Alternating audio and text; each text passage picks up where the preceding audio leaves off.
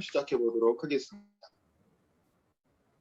자, 오늘은 이제 대선 주자 출마 선언문 리뷰. 오늘은 이제 이재명 경기도지사의 출마 선언문을 같이 리뷰를 해보도록 하겠습니다.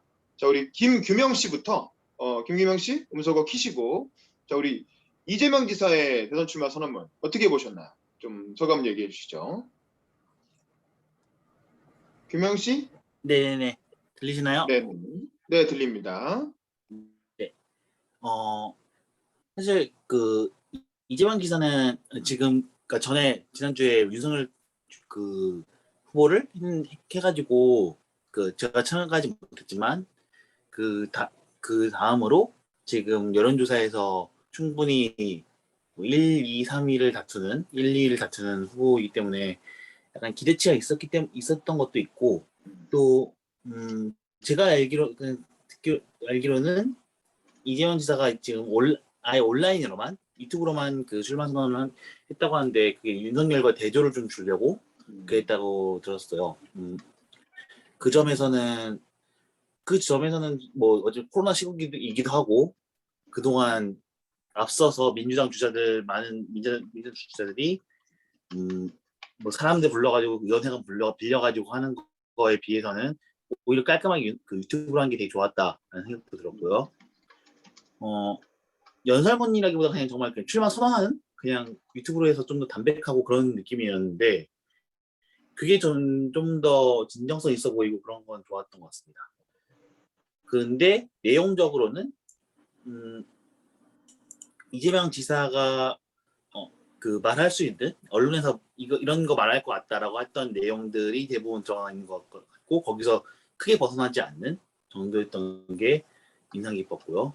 다만 의외였던 거는 이재명 지사의 지금 현재 제일 열심히 팔고 있었던 지금까지 열심히 팔고 있었던 기본소득에 대해서 일단 언급을 하지 않았다는 점이 좀 놀랐고요.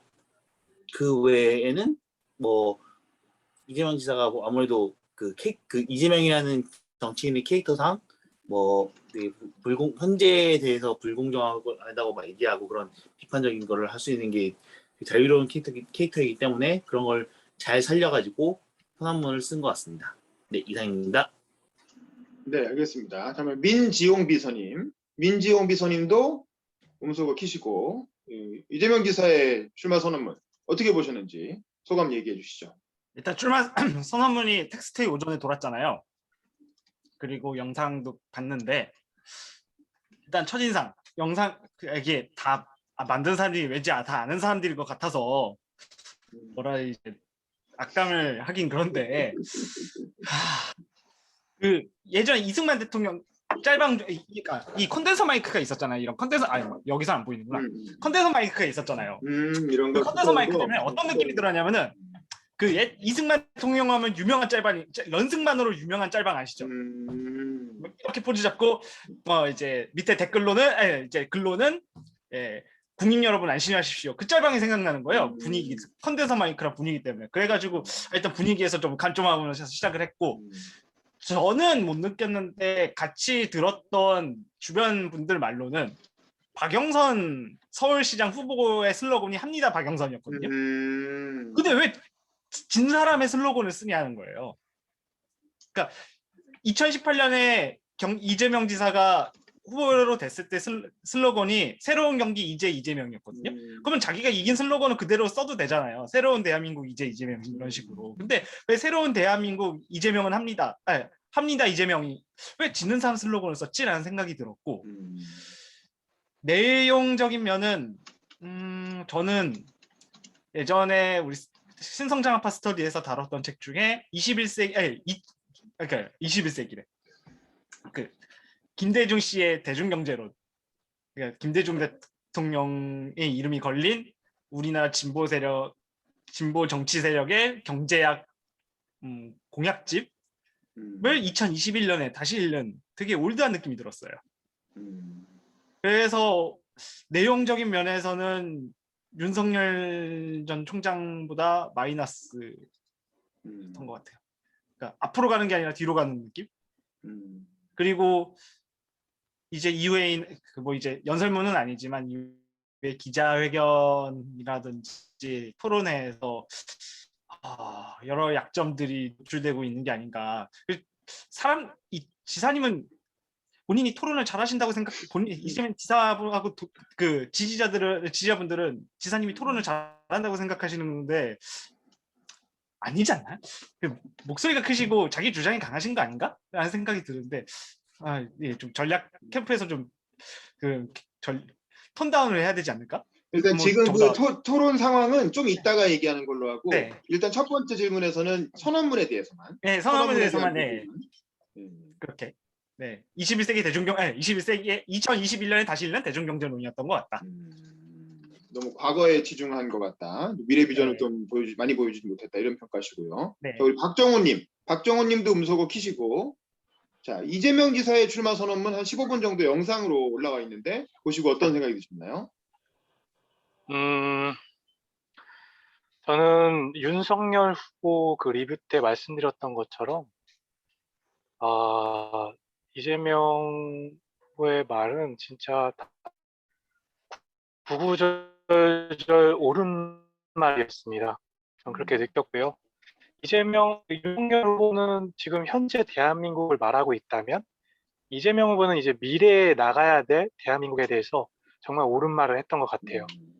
그래서 참 저는 아직 그 이낙연 후보님이랑 추미애 후보님 그 출마 선언을 듣지 못했지만 정말 이제껏 나왔던 대선 후보 중에 제일 출마 선언은 정말 잘했다. 정말 연설을 잘했다고 저는 생각이 듭니다.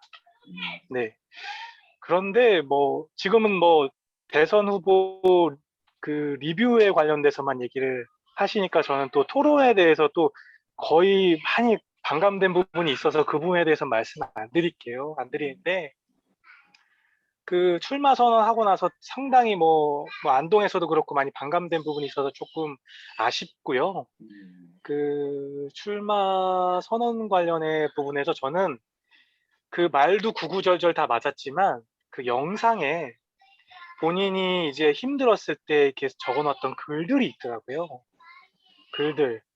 본인이 뭐 힘내라 제명아 이렇게 하고 뭐 본인이 이제 되게 흑수저인데 그거를 그 뭔가 성공하기 위해서가 아닌 뭔가 사회적으로 뭔가 그런 자기의 소견과 그런 글들을 제가 영상을 멈춰서 읽어봤더니 이 사람이 그래도 참 정말 그런 부분에 대해서 예전에 뭐 시장 시절에 뭐 형과의 다툼이나 요새 다시 또 불거지고 있는데 그 통화 내용이 인성도 불거지고 있고 그런데 그 글들을 보고 저는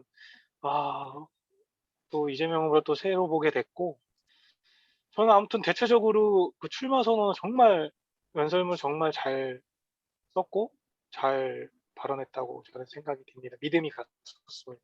그거만 봐선 네, 이상입니다. 알겠습니다. 네네. 지금 박한창님 들어오셨는데요. 음소거 키시고. 자, 이번에 이재명 지사의 대선 출마 선언문. 자, 일단 이 토론 상황은 빼고 이번 출마 선언문에 관해서만 리뷰를 하는 겁니다. 보시고 어떤 생각이 드셨는지 먼저 박한창 위원장님 말씀해 주시죠. 네, 안녕하세요. 들어와서 죄송합니다. 선언문은 잘 봤고요. 이제 선언문이라고 하지만 이제 녹화돼서 어떻게 보면 굉장히 잘 짜여진 대본을 잘 읽은 것 같은 느낌이었었는데요. 어쨌든 저는 지금까지 들었었던 대선 출마 선언문 중에서 가장 좀 정제되고 깔끔하지 않았나라는 생각이 좀 들고요. 그리고 좀 가장 좋았었던 점 주장에 대해서 다들 근거를 제시를 하면서 또 동시에 반론에 대해서 어느 정도 좀 수용하는 내용들로 채워져서 들었을 때 이거는 말도 안 된다라고 느껴지는 부분은 저는 그렇게 많이 느꼈고요. 그리고 또 이제 또 하나 좋았었던 거는 자신의 성과, 그 안정성 그리고 추진 능력 같은 것들을 기존에 성남지사를 하고 이제 도지사를 하면서 했었던 것들로 이렇게 실적이라고 할 수도 있겠죠. 그런 거에 대해서 어필을 하는 부분도 굉장히 설득력 있었고, 예, 저는 전반적으로 굉장히 좋았습니다. 그래서 알겠습니다. 이재명 지사가 가지고 있었던 뭐 과격한 이미지 뭐 이런 부분들이 이번 그 출마 선언을 보면서 좀 많이 불식 좀 완화되는 느낌을 좀 받아서 굉장히 전략적으로 잘 준비한 게 아닌가라는 생각이 좀 들었습니다. 이상입니다.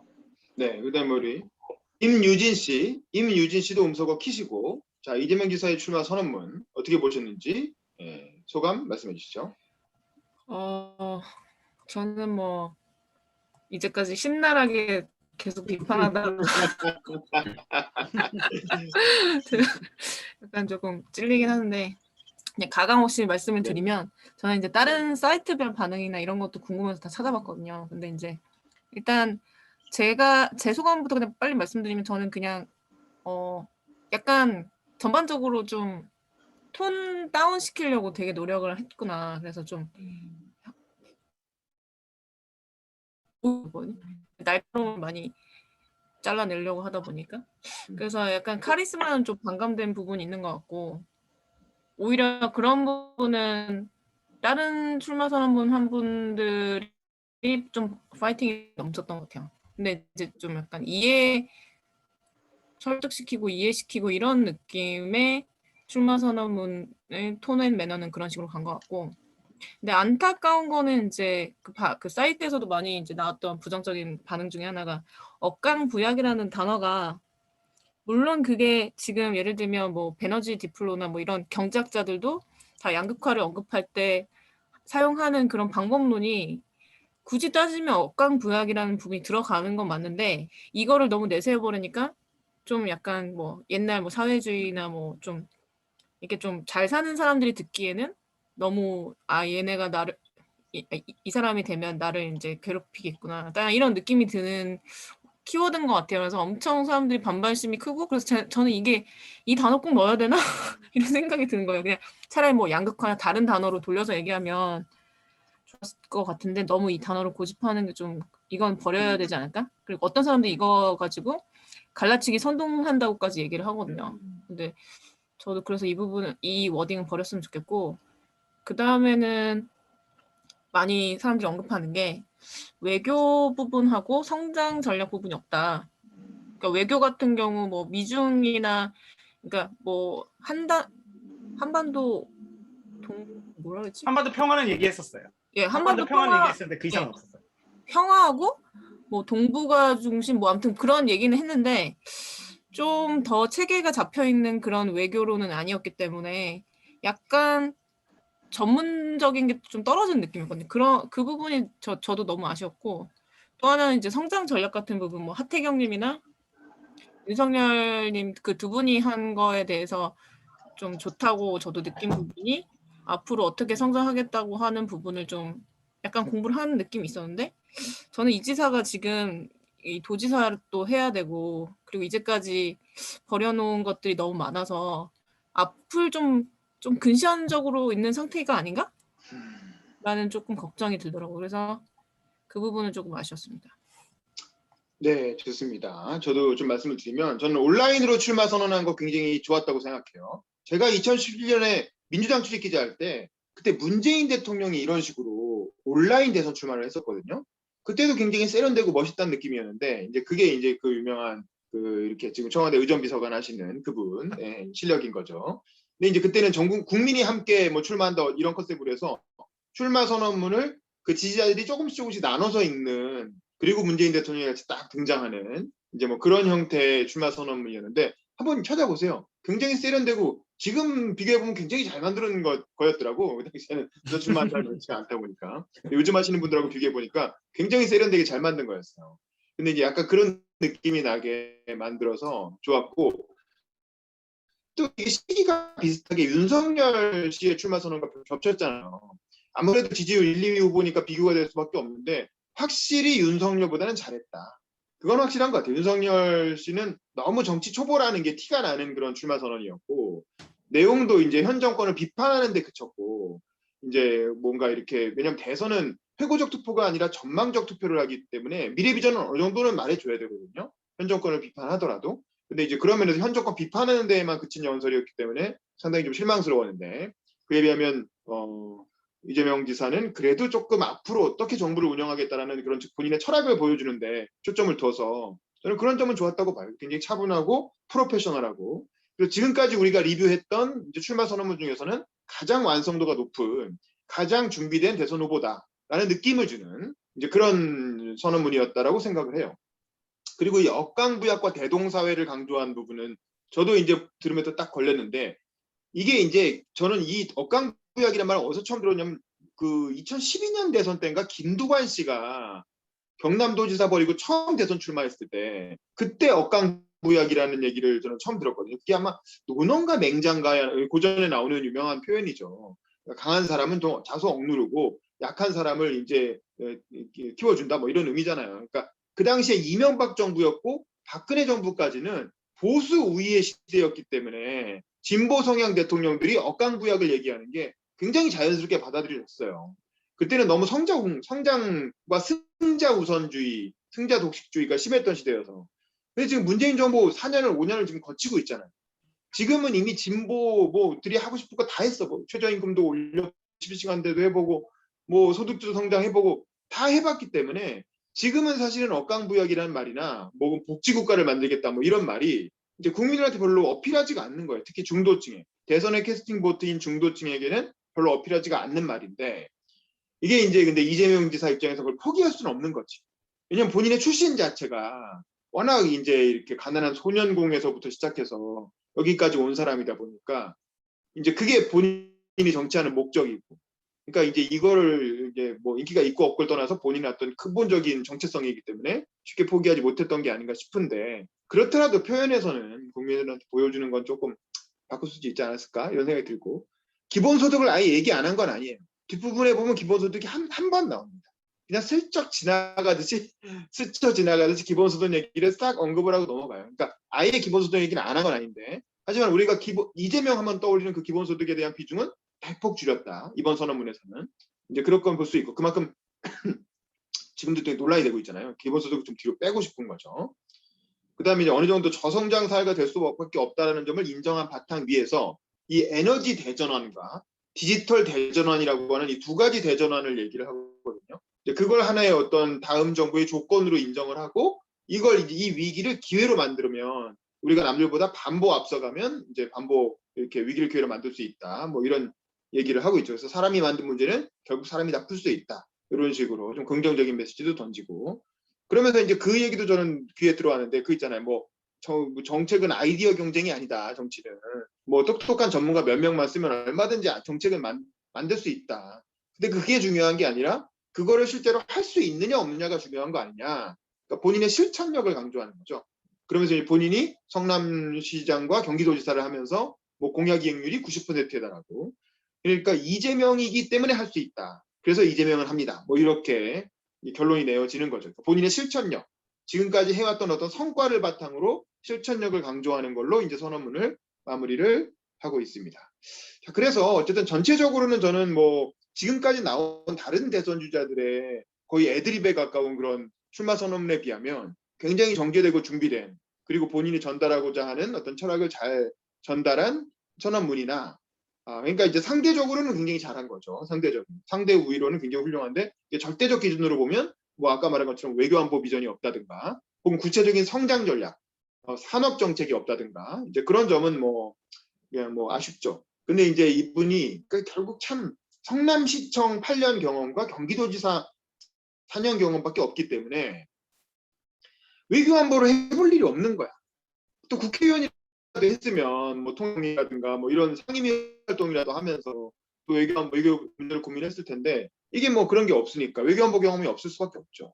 그 비중이 줄 수밖에 없고, 그러니까 결국에는 누구 불렀습니까? 얼마 전에 그 세미나 했잖아요. 뭐 문정인, 뭐 이렇게 뭐 또 정세현, 임동원, 이종석, 그 김대중 노무현 정부에서 통일부 장관 하신 분들, 뭐 이런 분들 불러 모아가지고 그분들하고 같이 세미나하고, 한마디로 말해서 외교안보 정책은 김대중 노무현 정부 정책 그대로 하겠다라고 거의 이제 외주 주는 수준으로 그렇게 얘기를 한 거죠. 그리고 외교안보에 대해서는 뭐 이렇다 이재명만의 독특한 색깔이 있는 것 같지는 않고, 김대중 노무현 정부의 외교안보 정책을 뭐 충실히 이어가겠다. 뭐 이 정도 메시지를 던진 걸로 볼 수 있을 것 같고요. 어쨌든 뭐 출마 선언문 자체는 나쁘지 않았습니다. 근데 문제는 뭐냐면 출마 선언문 이후에 스텝이 꼬이고 있는 게 문제예요. 지금 당내 경선이 굉장히 지금 상황이 이상해지고 있어요. 이렇게 가면은 아, 이거 잘하면 이재명 낙마하는 거 아니야? 약간 그런 생각까지 들던데, 그러니까 그거에 관한 얘기를 이제 좀 해보도록 하겠습니다. 그래서 김규명 씨부터 만약에 김규명 씨가 지금 이 시점에 이재명 지사의 참모야, 이재명 캠프에서 일을 하고 있어. 그리고 이재명 지사한테 직접 구체적인 조언을 할 수 있는 그런 신뢰받는 측근이야. 그렇다면 지금 이 시점에서 뭐 지금 토론회 몇 번 하고 뭐 엄청나게 지금 공격을 당하고 있잖아요. 자, 그런 것들에 대해서 어떤 조언을 할 것인가? 만약에 김규명이 이재명의 참모라면 뭐라고 조언하겠습니까? 우리 김규명 씨부터 음소거 키시고 한번 얘기해 보세요. 아, 네. 사실 토론 얘기는 제가 근데 사실 지금 토론을 보지 못해가지고 팔로우 안 했구만. 네, 주말에 했던 국민 면접 그것도 보지는 못하고 그냥 뉴스로 그냥 진행했다.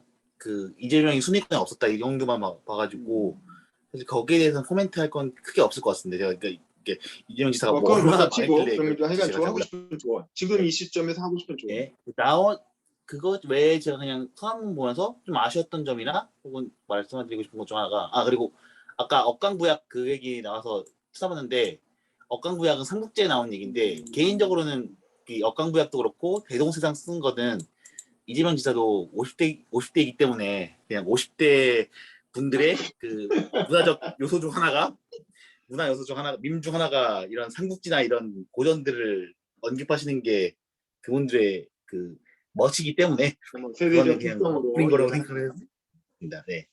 그리고 개인적으로 아쉬웠던 점은 아까 윤 기자님이 말씀하실 때 그 2012년 대선 그 출마문이라고 말씀하신 거죠. 그 네. 대통령 그 후보가 출마할 때 그때 지지자들이 한 명씩 나와가지고 읽고 그 마지막으로 문재인 대통령이 했다고 하는데 저도 그 방식 사실 이 사람 보면서 개인적으로 쭉 그 이재명 지사가 얘기를 하는 방식으로 했는데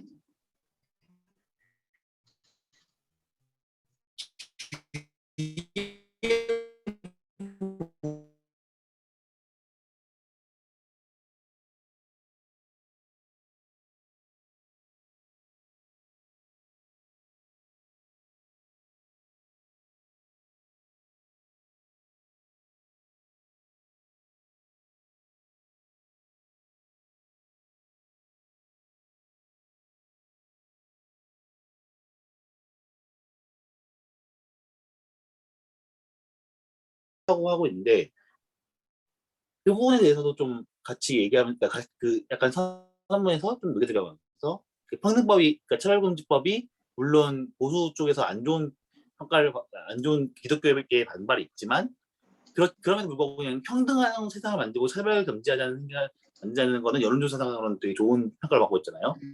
그 정도는 언급하면서 좀 더 이재명 지사 특유의 일종의 그러니까 공정하고 평등을 얘기할 수 있는 그런 컨셉을 좀 강조했으면 좋지 않았을까라는 생각을 했습니다. 네, 이상입니다. 자, 그러면 우리 민지용 비서님 음소거 키시고, 자, 지금 이 시점에서 민지용 비서님 만약에 이재명 지사 캠프에 있다면 어떤 조언을 하시겠습니까? 뭐 조언하기 싫겠지만 그래도 아니 조언하기 싫다기보다는 말 잘못했다 큰일 날 것 같은데라는 생각이 들어요. 그런 거 아니에요. 어때? 이재명 지사 지금 저도 토론회를 영상을 보면서 팔로우한 건 아니고 SNS하고 기사만을 보면서 팔로우한 있어서 전제로 말씀을 드릴게요. 일단은 봤을 때는 이재명 지사가 기본소득이란 아젠다를 결함이 많았던, 물론 제가 기본소득 굉장히 싫어한다는 걸 염두에 두시고 기본소득 자체가 굉장히 결함이 많은 어젠다로 생각을 하는데 그걸 전면에 내세우다 보니까 여기저기 공략을 당할 수 있는 포인트가 많잖아요. 그래서 밀리면서 기본소득이 밀려버리니까 준비가 전혀 안 된 후보처럼 보이는 거예요. 그래서 지금 쉽지 않은 상황인 것 같고 기자회견이나 토론회를 통해서 요즘 대한민국 일부 진보 진영 말고 나머지 대한민국 사람들의 심기를 굉장히 거스르는 듯한 발언들을 많이 하셔가지고 굉장히 걱정이 많고요. 제 생각에는 신성장학파 스터디 참석하셔서 당분간은 이제 말씀하실 내용을 적어도 어디 가서 완벽하게 잘하진 않더라도 완전 틀린 말은 하지 말자.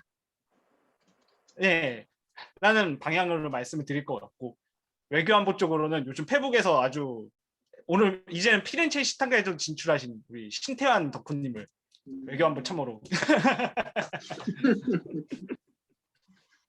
어떨까라는 생각이 들었습니다.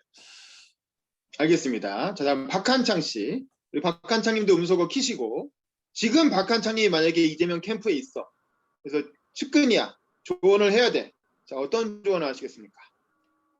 저는 근데 솔직히 아까 말씀하셨었던 뭐 요즘 두드려 맞고 있다 혹은 뭐 그걸로 인해서 큰 문제가 생겼다라는 부분은 아직까지 제가 팔로우업이 안 됐어요. 그래서 어느 정도로 지금 위기 상황인지 정확히 판단은 안 됐고요. 이제 출마 선언하고 나서 이제 지지도를 그 이후에 지켜봤는데 이제 윤석열 씨를 조금 압도하는 정도나 거의 비슷비슷한 정도까지 왔더라고요. 그러니까 선언하고 나서 그 출마 선언에 대해서 국민들 여론이 받아들이는 바에 의하면 괜찮은 것 같아요. 그 호의적인 것 같고 안정적인 지도자감이라고 판단을 하시는 분들이 좀 많이 있는 것 같다고 저는 개인적으로 생각을 하거든요. 그래서 그 기본소득이 가능한지 안 한지 여부까지 국민들이 그렇게 많이 파악을 하고 계신가라는 점에 대해서는 저는 그건 정확히 잘 모르겠어요. 그래서 일단 제가 생각했을 땐 지금 안정적인 좀 상황인 것 같아서 실수를 안 하는 게 중요하지 않을까라는 생각이 들고 그리고 제가 생각했을 때는 지금 이재명 지사 같은 경우에는 진보에서도 좌파 쪽에 해당이 되시는 분이기 때문에 그 확장성 측면에서 그 기조를 유지하는 게 별로 좋지 않다고 생각을 해서요. 약간 오른쪽으로 계속 좀 이동을 하셨으면 좋겠다는 생각이 들고 저도 기본소득에 대해서는 그렇게 주장을 하셨지만 그거를 유지하는 것보다는 좀 더 오른쪽으로 이동하시는 방향을 추천드릴 것 같고 근데 제가 느꼈을 때는 캠프가 굉장히 균형 감각이 좋은 것 같다고 생각을 했어요. 이번에 출마 선언문을 보고. 그래서 저는 뭐 그렇게 조언을 해드릴게 저는 잘 몰라서 그런지 그렇게 많지는 않았습니다. 이상입니다. 네, 그다음에 우리 박정훈님. 박정훈님도 음소거 키시고, 자, 지금 이 시점에서 이재명이 측근이야. 어떤 조언을 하시겠습니까? 일단 경선 자체가 너무나도 치열하게 국민들이 보시기에 너무 치열하게 잘 하고 있는 것 같아요. 오히려 뭐 이렇게 이재명 지사가 자꾸 공격받는 게 정말 더 보기 좋더라고요. 보기 좋은데 저는 이제 만약 이재명 지사님의 참모라면 위축되지 마시라. 위축되지 마시고 대통령 야권 제1의 대통령 후보라면 대통령의 품격으로 대변 말씀하시라. 말씀이 좀 가벼우세요. 원래 말투 자체가 있지만 말투가 좀 자체고 이거는 지선이 아니라 시장 시절이나 도지사 때 지선이 아니라 대선이기 때문에 오늘도 2차 토론회 때 어제도 2차 토론회 때 그 이낙연 의원님이 지적하셨는데 대통령의 입장에서 생각하고 대통령 입장으로 말을 하라. 이게 조언해 주고 싶고요. 위축되지 마시고 솔직하시라. 내가 기본소득을 주장을 했지만 도지사로서 충분히 독일의 경우처럼 실험해보고 그 다음에 국민들의 의견을 들어보고 그 다음에 결정을 하겠다. 충분히 참작하겠다. 이런 식으로 솔직하게 뭐 이렇게 부인하지도 말고 뭐 이게 얘기해 주시면 좋겠고요. 뭐 계곡 불법 정비 이런 것도 벤치마킹 했다. 남양주에서 너무 잘하고 있어서 내가 벤치마킹 했고 앞으로 경기도에 있는 많은 그렇게 벤치마킹 하게끔 내가 이렇게 했었다. 뭐 이렇게 뭐 솔직했으면 좋겠습니다. 그렇게 솔직하게 나가시라고 그렇게 얘기했으면 좋겠고 또 안동에서도 발언도 뭐 이낙연 지사님이 지적하신 대로 그 말이 맞다. 내가 조금 잘못 이렇게 어순상 잘못 이렇게 받아들일 수 있을 것 같다. 인정하시면서 이렇게 대화로 풀어나가시는 게 훨씬 더 본인한테 플러스 된다고 생각이 됩니다. 그렇게 조언 드리고 싶습니다. 이상입니다. 알겠습니다. 저 의견에 동의합니다. 네네, 알겠습니다. 자, 우리 임유진 씨도 자, 직접 조언할 수 있는 아주 핵심 측근이라면 이 상황에서 어떻게 조언하시겠습니까? 정우님 말씀 100% 공감하고요. 진짜 지금 약간 뭐 수세에 몰린다고 하는데 저는 솔직히 어떤 느낌이냐면은 그 예전에도 이렇게 박근혜 씨가 이제 그 누구지? 이정희 의원한테 이제 공격받은 것 때문에 국민들이 오히려 동정 여론을 했듯이 사실 이거는 그 경선하는 그 민주당 충성 지지자들이나 이재명의 낙마를 바라는 보수 사람들한테는 뭐 수세 올린다 막 이런 생각을 할 수 있는데 이런 거 챙겨보지 못하는 일반 국민들 이렇게 기사 보면서 그냥 또 이재명이 공격받는구나 이 정도로 생각하지 이재명 지사가 뭔가를 실수를 했고 잘 못하고 있다 이렇게까지 생각을 할까? 좀 그런 생각이 들고요. 그냥 저는 이재명 지사가 지금 가져야 될 마인드는 제가 보기에도 조금 여유가 없어 보이거든요. 그리고 좀 뭔가 일정이 많이 피곤해서 그런지 얼굴에 안색이 좀 어둡고 좀 뭔가 기운이 없고 근데 저는 그런 게 되게 중요하다고 생각해요. 기세가 있어야 되는 사람이. 네, 맞아요. 그리고 기생충에 나오는 거죠. 기세가 중요하다. 근데 그게 지금 없어. 시험은 기세야. 원래가 엄청 기가 센 사람인데 근데 이거는 뭔가 이게 의도적으로 하는 것 같지는 않고 의도적으로 하더라도 기세는 유지하면서 여유를 가지고 겸손하게 하는 거라 약간 힘없어 보이 이거랑은 다르기 때문에 저는 좀 제가 드리고 싶은 조언은 좀 휴식을 너무 잠을 줄이고 그러지 말고 그리고 저는 민지용님의 말씀에 반대하는 게 그 물론 그 신성장학파에서 공부하면 좋을 것 같다라는 생각은 해요.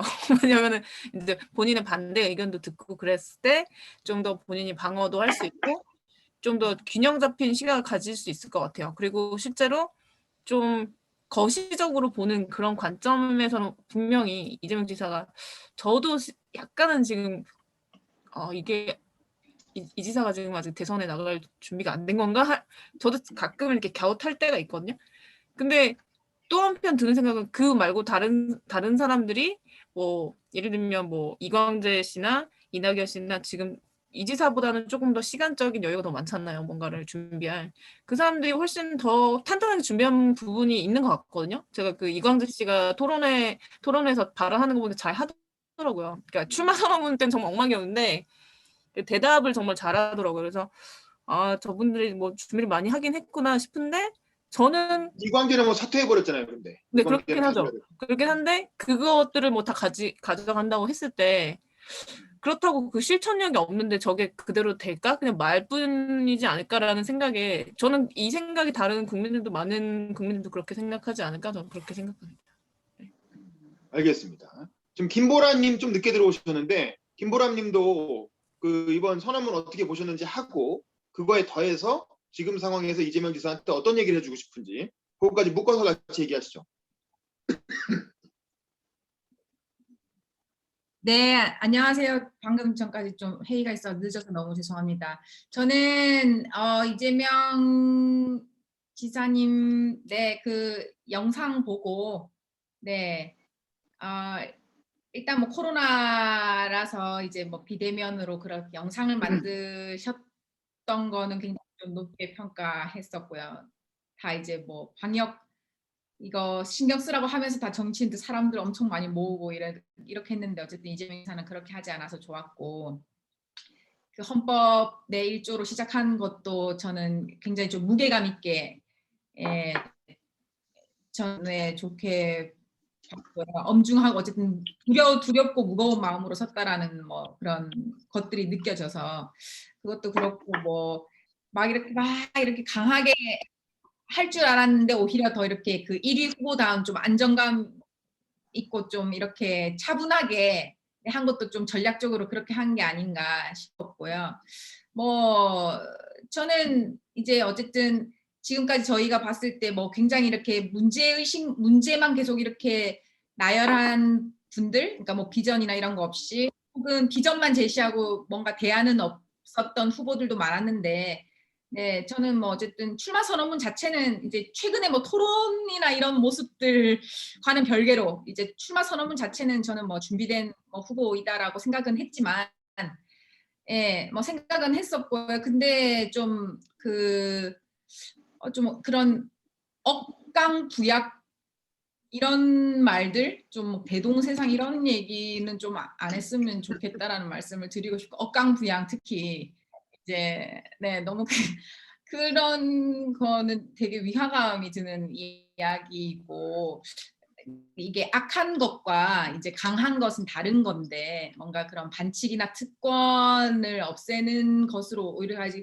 강한 건 오히려 살려서 더 약자를 더 같이 이렇게 북돋아 줄 수 있는 방향도 있을 텐데, 너무 이렇게 막 그런 막 이렇게 좀 뭐 적과 아군을 나누는 듯한 좀 선동적인 언어라든지 좀 되게 그 고루한 언어들도 좀 있었고, 또 뭐 그리고 에너지 대전환과 디지털 대전환, 산업경제 재편 이런 것이 일상생활의 틀 바꾸는 그런 요구라고 했는데, 뭐 그런 거에 대해서 그냥 아무 뭐 없이 뭐 이제 좀 구체적인 대안이나 방향 없이 그냥 이렇게 스리슬쩍 넘어갔던 부분들은 조금 급하게 네, 넘어갔던 그런 부분들도 좀 있었고요. 그리고 저는 막 여기 그 출마 선언문 보면 좀 이렇게 저성장에 대해서 그 저성장을 원인으로 규정했던 부분과 또 저성장이 그래서 결과로서 이렇게 나온 부분들, 그러니까 좀 저성장에 대한 뭐 원인 뭐 결과 그런 진단들이 조금 미흡한 부분도 있고, 사실 뭐 저성장이라는 것이 막 뭐 척결해야 되는 부분이 아니라 지금 뭐 어쨌든 좀 필연적이고, 어떻게 보면 그것과 함께 가서 다른 뭐 새로운 뭐 동력을 찾아야 되는 거를 뭐 지금 저성장을 엄청 예전처럼 그런 뭐 고성장 시대로 올릴 수는 없는 것인데, 뭔가 마치 저성장 시대에 대한 그 부분을 계속 뭐 토론회든 연설이든 너무 그거를 강조를 하시더라고요. 거기에 모든 그게 다 책임이 있는 것처럼 좀 그런 원인 진단 부분에서도 뭐 그럼에도 불구하고 어쨌든 그래도 지금까지 하셨던 부분들이 있으니까 내가 뭘 해왔다, 뭐 기득권과 맞서 싸워서 뭐 이런 것 반발도 있었지만 이런 것들을 추진해왔다, 그렇기 때문에 나는 앞으로도 할 수 있다, 뭐 이런 부분들이 사실 뭐 박영선은 합니다 보다는 훨씬 이재명이 합니다가 훨씬 더 와닿지 않았나, 뭐 이런 생각도 네, 해봤습니다. 네, 이상입니다. 네, 감사합니다. 저도 좀 이렇게 조언을 좀 드려보면, 지금 이재명 지사가 처해 있는 3대 리스크가 있어요. 첫 번째는 기본소득 리스크고, 두 번째는 형수 욕설 리스크, 세 번째는 김부선 리스크예요. 이 세 가지가 지금 당내 경선에서 붙인 3대 리스크거든요. 거기에 이제 역사관 리스크가 있는데, 이 점령군 발언, 이거는 사실 당내 경선에서 문제가 안 돼요. 왜냐하면 그 세계관은 민주당은 다 공유하는 세계관이기 때문에 그건 당내에서 문제가 안 되고, 지금 국민의힘이 비판하고 있는 지점이죠. 그건 나중에 얘기하고, 일단 이 당내 경선에서 문제가 되는 3대 리스크는 빨리 정리를 해야 돼요. 일단 기본소득은 이건 명백한 공약 후퇴인 게 맞아요. 그러니까 이재명 지사는 진보 진영 안에서도 비주류 중에 비주류 후보였기 때문에 기본소득이라고 하는 전 세계적인 진보 진영의 주류 아이템을 잡은 거예요. 전략적으로, 일부러. 그래야 주류에서 인정받을 수 있었던 거지. 그래서 기본소득을 들고 나와서 그동안 열심히 정책 세일즈를 했어. 근데 이게 비주류가 주류로 들어오는 과정에서는 되게 좋은 아이템이었는데, 막상 1위 후보가 돼버리니까, 1위 후보가 돼서 실제로 이걸 하려고 치면 너무 돈이 많이 들고 이거 하면 딴 거 아무것도 못 하거든요. 그러면 이 정책적 자율성이 너무 없어져 버리는 거예요. 그리고 기본소득은 무노동 사회를 전제로 가상 만들어진 정책인데, 아직 무노동 사회 아니잖아요. 다들 회사 다니고 월급 받잖아요. 그러니까 아직은 너무 섣부른 얘기야. 그래서 기본소득은 우리가 장기적으로 가야 할 방향이지만 지금 당장 추진할 건 아니다라고 빨리 정리하고 넘어갈 필요가 있어요. 이건 제가 보기에 기본소득 관련 기자회견을 별도로 열어서, 기본소득에 대해서 나는 전에 이러한 입장이었는데 지금 상황이 이러하기 때문에 기본소득은 앞으로 이렇게 변형해서 추진하겠다라고 한번 정리하고 넘어갈 필요가 있다. 그렇지 않으면 지난번에 박용진 의원이 2차 토론에서 이렇게 엄청 물고 늘어지잖아요. 정말 집요하다 싶을 정도로 이 말 바꾼 거에 대해서 물고 늘어지는데, 다른 후보들은 그럴 수밖에 없어요. 그거밖에 공격할 포인트가 없기 때문에 당내에서는. 그래서 기본소득 문제는 빨리 한번 정리하시고 넘어가는 게 좋다. 그 공약 후퇴라는 거 인정해도 상관없어요. 그걸 너무 두려워하지 말고 그런 실용주의적 태도를 보여주는 게 오히려 중도층한테는 더 좋은 평가를 받을 수도 있다라는 거.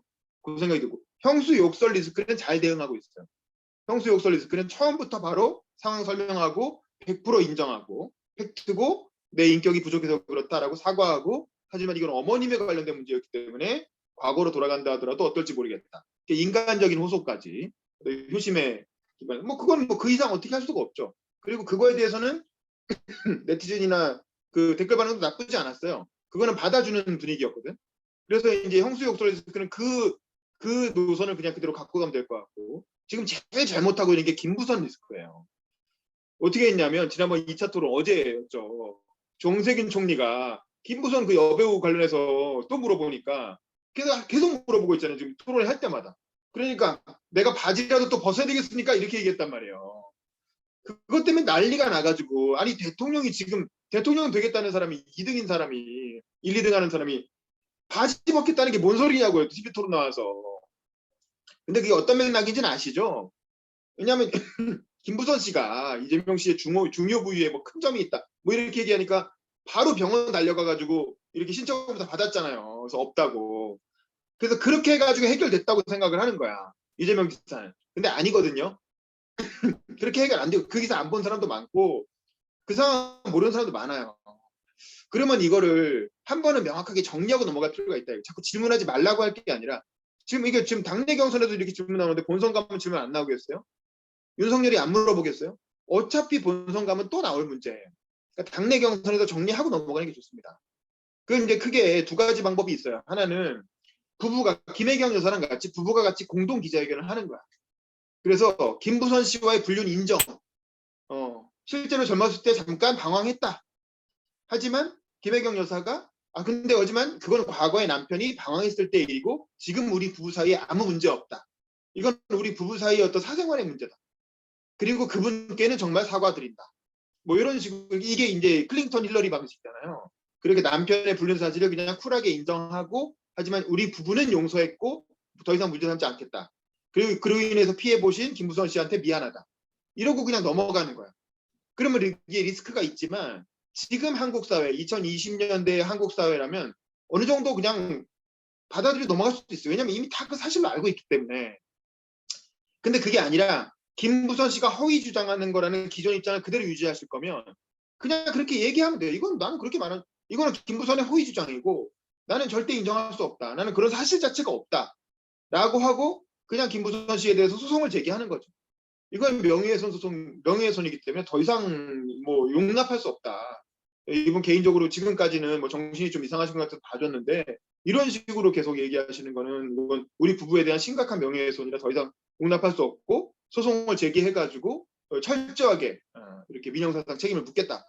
이렇게 해가지고 밀고 가던가. 그래서 완전히 그냥 유튜브 뻥거 못하게 만들어버리던가.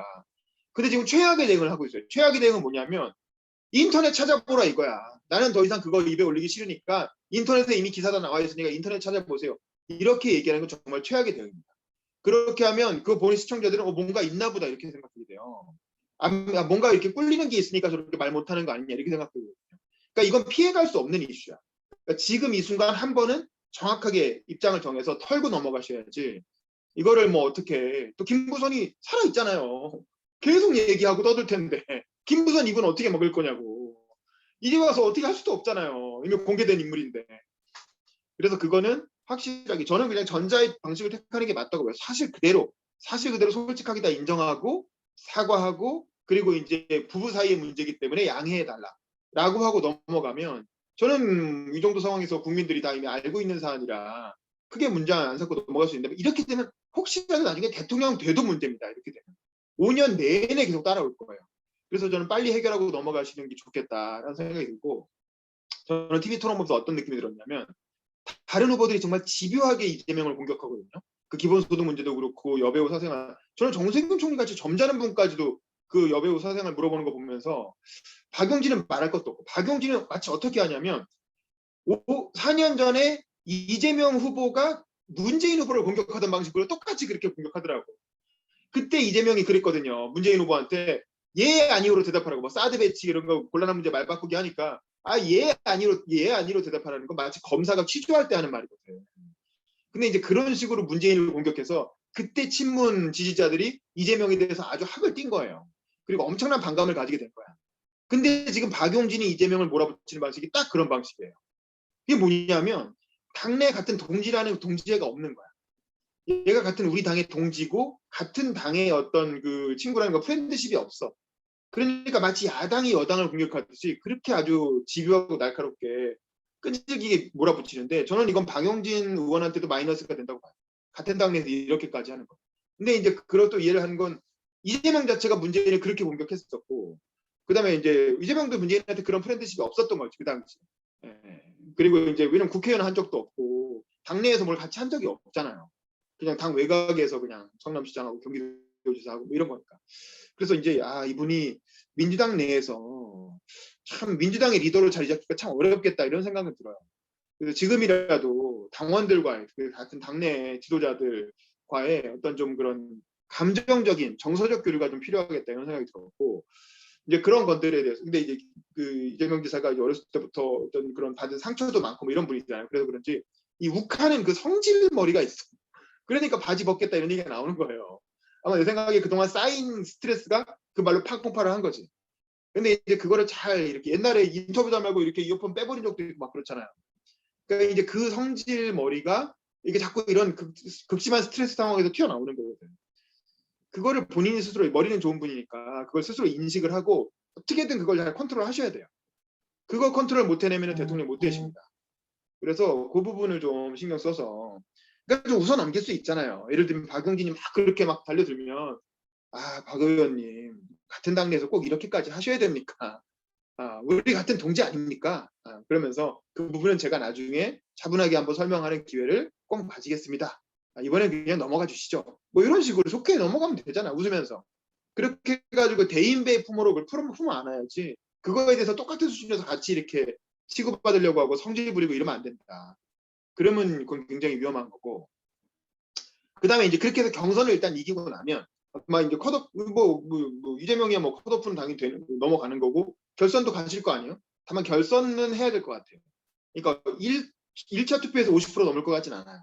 그러면 이제 결선을 간다는 전제하에 결선에서 이제 어쨌든 되실 것 같은데 되고 나서 본선에 가면 그때는 역사관 리스크 같은 게 나오는 거죠. 그때는 최대한 중도층을 포용할 수 있는 방안으로 사실은 뭐 미군이 점령군이었다는 건 역사적 팩트긴 하지만 굳이 그렇게 말할 필요는 없잖아요. 그래서 이제는 문재인 정부 5년간의 피로감이 있기 때문에 이제는 어떤 그런 진보 진영의 역사관만을 내세울 것이 아니라 중도층까지 포괄하는 그런 워딩과 그런 스탠스로 본선을 치르셔야 그래야 윤석열이라는 굉장히 강력한 상대방을 꺾고 정권 재창출을 성공할 수 있을 것이다. 이제 뭐 그런 정도의 조언을 드릴 수 있을 것 같습니다. 자.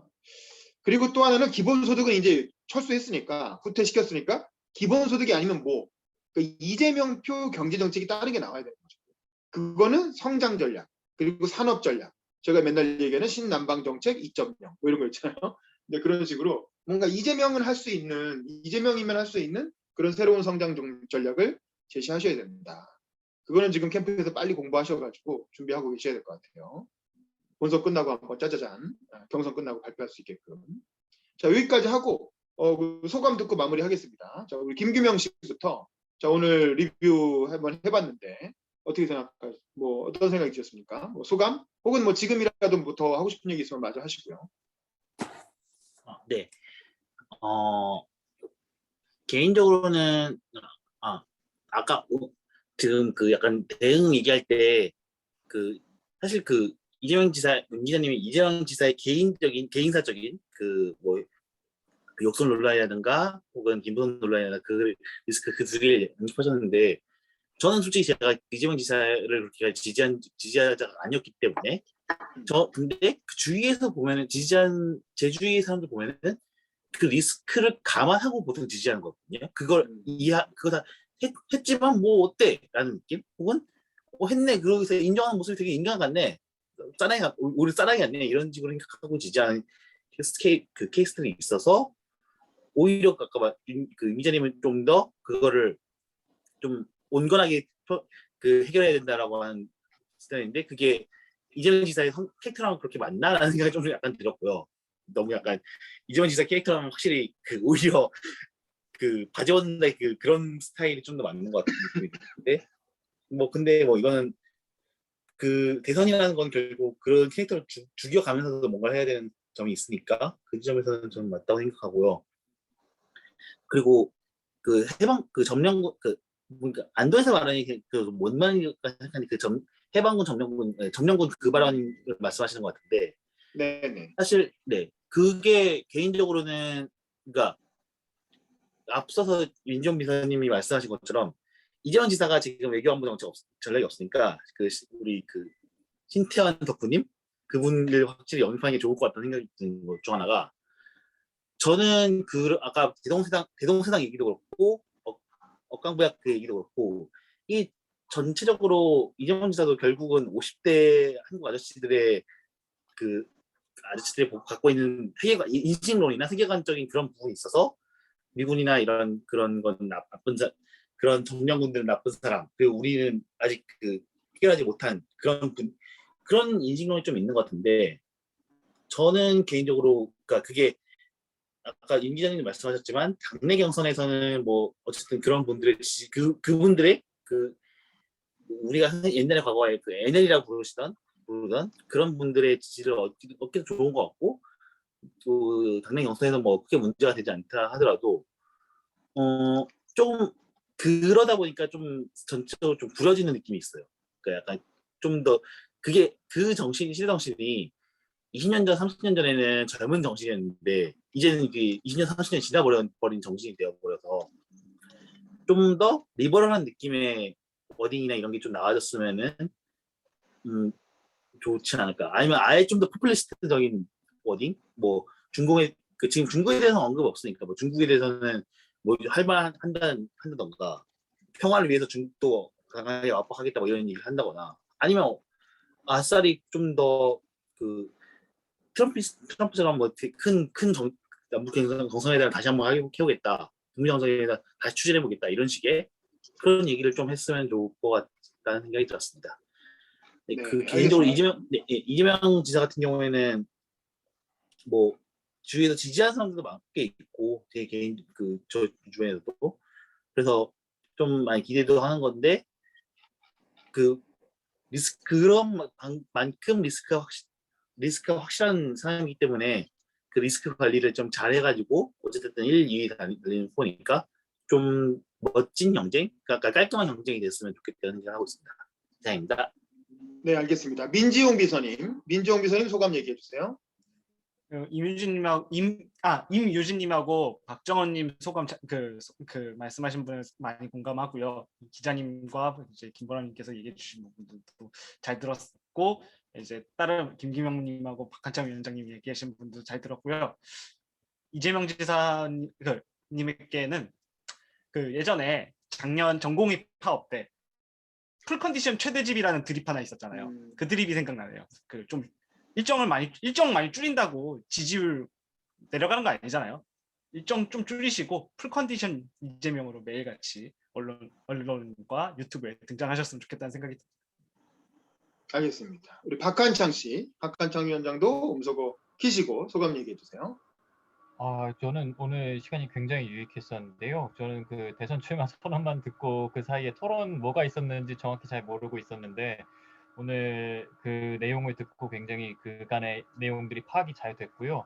사실 대선 출마 선언문만 봤었을 때는 저는 얼마 전까지만 해도 지금 보수 진영으로 이번에 정권이 넘어가겠구나라고 생각을 했었었는데 이재명 지사의 대선 출마 선언만 봤었을 때는 넘어가지 않을 수 있겠다라는 생각이 좀 들었었어요. 안정감이 굉장히 있는 출마 선언이었었고 저는 균형 감각도 있었다고 생각합니다. 몇몇의 워딩 같은 것들이 문제가 있었지만 그래도 굉장히 좋다고 생각을 했는데 토론회 과정에서 그리고 김부선이라든지 그리고 또 기타 여러 가지 대응에 있어서 미흡했었던 점을 지금 또 오늘 지금 모임 중에서 굉장히 설명을 잘 들어서 이런 부분을 대응을 충분히 잘 한다고 하면은 안정감 있게 어떻게 보면 대권까지 직행할 수 있지 않을까라는 생각이 들었고요. 오늘도 여러 관점을 들을 수 있어서 굉장히 좋은 시간이었습니다. 감사합니다. 네, 우리 박정우님도 음소거 키시고 소감 얘기해 주세요.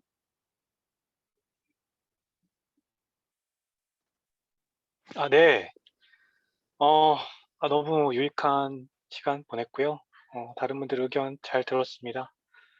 저는 아까 점령군 얘기하셨는데 정말 너무나도 궁금해요. 왜 그런 발언을 하셨는지. 정말 윤석열의 대항마로 제1 여권 후보인데 왜 이런 말을 해서 왜 지지율을 떨어뜨리시는지 저는 이해가 안 가고요.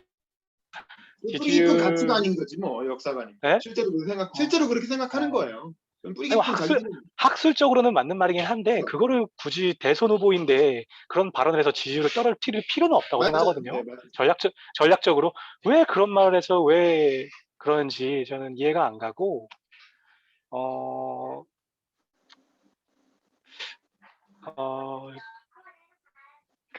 지금 갑자기 생각 까먹었는데 아무튼 솔직해지셨으면 좋겠습니다. 갑자기 할 말이 있었는데 생각이 갑자기 안 나네요. 생각나면 좀 이따 다시 얘기하세요. 괜찮습니다. 알겠습니다. 네네네. 네. 네, 임유진님도 음소거 키시고 자, 오늘 어땠는지 소감 얘기해 주세요. 네, 저는 뭐 오늘 들은 얘기 다 좀 어떻게 정리를 해서 아무튼 저는 사실 지금 이재명 지사가 뭔가를 이렇게 사실 안동에 가서 한 것도 그 TK 좀 그 경북지방 어떻게 해보려고 그런 거잖아요. 저는 그런 거 이제 안 했으면 좋겠어요. 지금 그럴 때가 아니다. 그걸 하면 할수록 기회주의적이고 실수는 더 하게 되고 그냥 본인 정책이 지금 막 엉망진창으로 지금 돌아가고 있는 부분을 단도리를 잘해서 그 안정감으로 끝까지 가야 된다라는 생각입니다. 김보람님도 음소거 키시고 오늘 어땠는지 소감 얘기해 주세요. 그리고 김보람님 끝나고 나면 임동근님도 한번 소감 부탁드릴게요. 오늘 옵저버로 들어오셨는데 자, 김보람 씨 먼저 하시고. 예, 그 오신 분들 말씀 다 처음부터 들었으면 너무 좋았을 뻔했다라는 생각이 들었고요. 저는 뭐 어쨌든 아주 오래 전부터 민주당 내에서는 그 이재명 지사가 민주당의 후보가 되어야 된다라고 아주 이낙연 전 총리께서 지지율이 가장 높을 때부터 그렇게 주장을 해왔던 터라 저는 뭐 이게 당연히 이제 뭐 마지막까지 민주당의 후보가 되실 거라고 믿고는 있어요. 그렇게 돼야 된다고 보고. 근데 제가 그렇게 돼야 된다고 보는 것은 그래도 그나마 이재명 지사라면 지금의 조금 민주당 체질을 좀 바꿔줄 수 있지 않을까라는 그런 기대와 희망이 있기 때문이고 저는 국민들도 그러니까 민주당을 미워하는 사람들은 많지만 그래도 이재명 지사에 대한 그런 일말의 기대와 희망을 가진 사람들은 다 그런 식의 희망을 가지고 있을 거라고 봐요. 그렇기 때문에 저는 오히려 경선에 너무 이렇게 그 집중함으로 인해서 중도표를 잃게 되는 그런 거 그래서 나중에 다시 또 본선에서 다른 모습을 보이지 말고 그렇게 되면 지금의 그 이재명 지사님의 모습에 너무 또 실망을 하는 국민들이 많이 생겨날 수 있으니 오히려 소신 있게 저는 조금 차별화 전략을 오히려 가져가면서 너무 눈치 보지 말고 너무 그 극성의 그 지지자들의 눈치를 보지 말고 소신 있게 오히려 하는 것이 저는 본선에 더 유리하다고 보고 오히려 그냥 본선 전략을 잘 세우시는 게 맞다라고 생각을 하죠. 그런 차원에서 너무나도 그 최근에 그 뭐 토론회든 어쨌든 아까 그 뭐 영남 역차별 이야기 근데 그런 이야기들이 나왔다고 해서 근데 그거에 대한 질문들을 했을 때 그거에 대응이 너무나도 조금 아쉬운 부분이 너무 많았기 때문에 그리고 저는 그런 그 신체 검사했던 그런 것들 뭐 다 포함해서 그것이 그 정면 돌파라고 생각하지 않거든요. 근데 이 지사는 그거를 정면 돌파라고 생각하시는 것 같아요. 만약에 그런 점이 있다 이렇게 하면 그럼 내가 신체 검사할게 이게 정면 돌파라고 생각하시는 것 같아요. 좀 그런 거 말고 진짜 근데 정말 그런 거 인정하시고 만약에 뭐 제 아는 분도 다 그거고 이미 그건 김부선 씨는 정말 사실인데 그냥 쿨하게 인정하시는 게 오히려 더 이재명 지사님 다운 게 아닌가. 그래서 좀 도와드리고 김부선 씨 도와드리고 그런 게 오히려 더 저는 또 그 대통령의 더 매력이 될 수도 있는데 그래서 어쨌든 뭐 대선 주자는 이제 그 동그라미를 원을 크게 그려야 되기 때문에 막 너무 이렇게 막 나누고 진영 논리에 하지 말고 지금 그 이준석 상대편의 당 대표가 그런 엄청나게 지금 뭐 대변인도 90년대생으로 하면서 그러니까 굉장히 그런 신선한 이미지들 다 만들고 있는데 그렇기 때문에 예전에 그런 그 이재명 지사에게 가졌던 그 신선함과 사이다 같은 이런 모습들이 오히려 그러니까 이재명 지사조차 지금 굉장히 올드한 이미지로 가고 있잖아요. 그래서 좀 그런 더 좀 미래지향적인 그런 방향을 좀 설정을 해서 뭐 민주당의 후보가 될 수는 있겠으나 그 대한민국의 일국의 지도자로서 어떨지에 대한 의문을 가지고 있는 국민들에게 좀 더 좀 안정감과 믿음과 신뢰를 주셨으면 좋겠다라는 바람이 있습니다. 네, 이상입니다. 알겠습니다. 임동근님 오늘 옵저버로 들어오셨는데 간단히 본인 소개도 좀 해주시고 오늘 들으시면서 소감이 어땠는지 좀 소감 좀 얘기해 주시죠. 예, 제가 혹시 말씀 들리시나요? 네, 들립니다. 제가 오늘 괜히 들어온 곳이 아닌가라는 생각을 잠시 했습니다. 왜냐하면 우리 많이 청년분들 말씀들을 많이 하시더라고요. 그러다 보니까 본의 아니게 쟤 왜 꼰대 아니야? 왜 들어왔을까라는 생각을 하실 수 있을 거라는 생각을 하는데 좀 40, 50대의 입장에 대해서 좀 말씀드리고자 싶은 생각이 들어서 이 자리에 참석을 했고요. 우리 청년들이 있는 줄은 몰랐어요. 먼저 우리 청년들이 이런 생각을 하는구나라는 생각을 들을 수 있는 좋은 기회였던 것 같고요. 한 가지는 40, 50대에 있는 제가 40대다 보니까 저는 메트라이프 생명보험의 노동조합 위원장을 하고 있습니다. 저는 임동근이라고 하고요. 우리 아들이 좋아하는 윤범기님의 사이트 때문에 들어오게 됐고요. 저는 40, 50대 이야기는 그렇습니다. 우리 기본소득에 관련된 부분은 반드시 수정 또는 보완되어야 된다고 생각을 하고 있고요. 그리고 스캔들 또는 뭐 스캔들 두 가지가 있죠. 우리 뭐 가족들 간의 스캔들이고 김선희 스캔들이 있는데 이것들에 관련된 부분은 우리 40대 관해서는 그렇게 큰 중요성은 사실 솔직히 없다 이런 생각을 하고 있습니다. 다만 털어내야 될 하나의 숙제이다라고 생각을 하고 있고요. 가장 중요한 거는 우리 40, 50대 측면에서는 기본소득에 관련된 부분의 중요도가 좀 떨어지고 있다라는 그는 분명히 있고 또 한 가지는 우리 다른 후보들 간에 관해서 차별화가 너무나도 지나치게 있기 때문에 속칭 얘기하면 쉽게 시쳇말로 왕따 그러니까 반 이재명에 관련된 부분이 있기 때문에 이걸 화합할 수 있는 뭔가에 대한 매개체가 분명히 필요하다는 생각이 좀 들고 있습니다. 그래서 한 가지 감히 첨언드린다고 한다면 캠프가 좀 부족한 것이 아닌가라는 생각에 대해서는 말씀드리고 싶은 부분이 좀 분명히 있는 것 같습니다. 그래서 캠프가 좀 더 좀 확대를 돼서 다양한 이야기를 듣고 그 부분들에 대해서 할 수 있으면 좋겠다는 생각을 하고 있습니다. 그리고 또 한 가지 말씀드리면 우리 이재명 캠프에서 저희 우리 노동조 창립 기념일에 대해서 축하 영상을 주시는데 안 주시고 있다는 거 꼭 주셨으면 좋겠다는 거 말씀드리고 싶습니다. 그리고 오늘 이 자리를 좋은 식단이었던 것 같다는 생각을 말씀드리면서 제가 주제 넘게 많은 얘기를 하지 않았나 생각을 들고 있습니다. 이상입니다. 네, 감사합니다. 저도 이재명 지사가 조금 아쉽긴 해요. 그래서 한 텀 더 경기도지사를 하거나 아니면 경기도지사 마치고 총선에 출마해서 국회의원이 된 다음에 대선에 도전하면 어떨까. 그러면 오히려 더 완성도 있는 대통령이 되지 않을까. 뭐 이런 생각이 들긴 하는데 사실 아마 그때까지는 안 될 거예요. 그렇게 기다릴 수는 없을 것 같고 우리가 지금 너무 빨리 바뀌고 있기 때문에 다음 세대가 또 엄청 치고 지금 다음 대선에 분명히 이준석 나옵니다. 두고 보세요. 그러면 벌써 세대 교체가 엄청 빠르게 이루어지는 거거든요. 그래서 이재명 지사를 그렇게 기다릴 수는 없을 것 같고 빨리 그냥 이번에 승부를 보시는 게 좋을 것 같고 그러려면 지금 빨리 변화하는 모습을 좀 더 보여주셨으면 좋겠다. 어쨌든 그런 생각이 듭니다.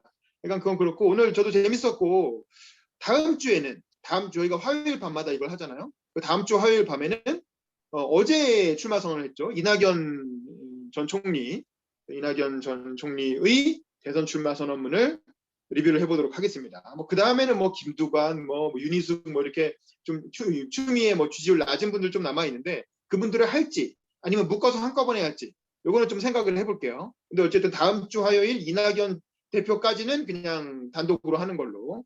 이낙연 대표는 그 정도는 되잖아요. 빅3 들어가니까. 그래서 이낙연 대표까지는 단독으로 출마 선언문 리뷰를 한번 해보도록 하겠습니다.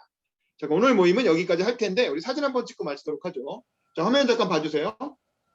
화면 좀 보여주시고, 자, 켜주시고, 민지용 씨 가능하면 민지용 씨도 찍어주세요. 아시겠죠? 민지용 씨도 스크린샷 해주시고 저도 하겠습니다.